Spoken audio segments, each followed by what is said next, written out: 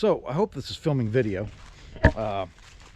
Borrowed a GoPro, the new GoPro 360 Max camera, and I wanted to get out here today and do a little experimentation with it because the thing is $500.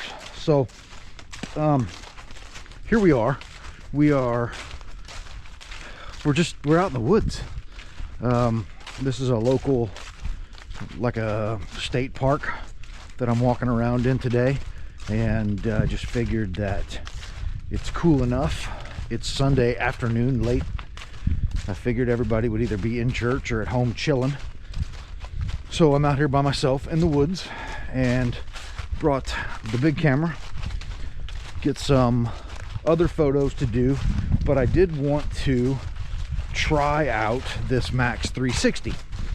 So with that being said, I've been motivated on the 360 video for a long time, but when the GoPro Fusion came out, I just wasn't sold on the fact of 360 video yet. So I held out. After I held out, then I kept reading about it, and I saw where you have to have 2 memory cards, and the battery doesn't last worth a shit, and then you have to do all of your stitching in the computer to get your 360 video, and it was just cumbersome. It was just extra work that, you know, nobody wants to do. So I saw then, after continuing to read about the 360 video and watch videos about 360 video, I saw that the Insta 360, I saw that it came out. And as a matter of fact, when we went to Texas for the world record ride, I saw that several people had the Insta 360 on their motorcycles during the ride. Now I researched and found some of those videos and watched some of them, and anyway, you know, just kind of stuck in the back of my head. I just wasn't sold on the Insta 360 either, because it's not weatherproof, which led me back to GoPro. So I don't know for a fact that I'm brand loyal, but with all of my GoPro stuff, I have had really good luck. I usually mount one on the motorcycle. If it's not mounted on the motorcycle, it's mounted on the side of my helmet or the chin of my helmet. And I've ridden in all kinds of weather. Hot sun, I've ridden in the rain, cold weather. Now the cold weather does take a toll on the battery system, so you kind of have to figure that out. And I started running with 3 batteries, so I've got 2 charging and 1 in the camera at all times now.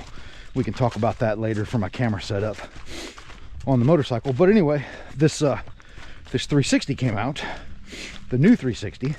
This one is supposed to have in-camera stitching, or I guess it's in-camera stitching, and then the editing you're supposed to be able to just do on your phone. So you should be able to film a video, edit it on your phone, and then if you want to post it somewhere, you should be able to post it snap. So that's what I wanted to try out. So here we are, giving it a shot. The camera's $499. So again, try it before you buy it, because $499 is a lot of freaking money. If it's something that you're not going to use with the frequency of your DSLR, or honestly, I use my dang cell phone a lot for a lot of pictures. A lot of mud right here. Use my cell phone a lot lately. It gets the job done, and it's already handy, and it's ready to post. So sometimes I make mention of what I'm shooting with, and other times I don't. I just post the picture up and wait for everybody's approval, or don't wait for approval, just post it because I like it.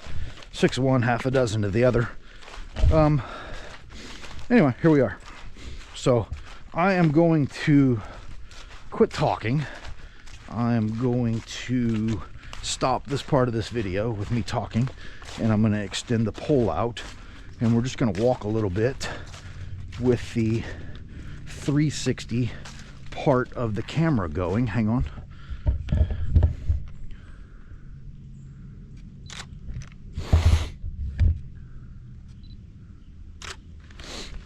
We'll go with the 360 part of the camera going, and just a little bit of sightseeing, if you will. So again, GoPro Max 360 trial run here on the Borrow Me program to see if you like it. But you can kind of get a view here of what I'm looking at and where I'm at today as the sun goes down here in southeast Missouri. So I'll hit you back. Maybe I'll have some more opinions later, but anyway, that's all I got for now. Thanks for watching.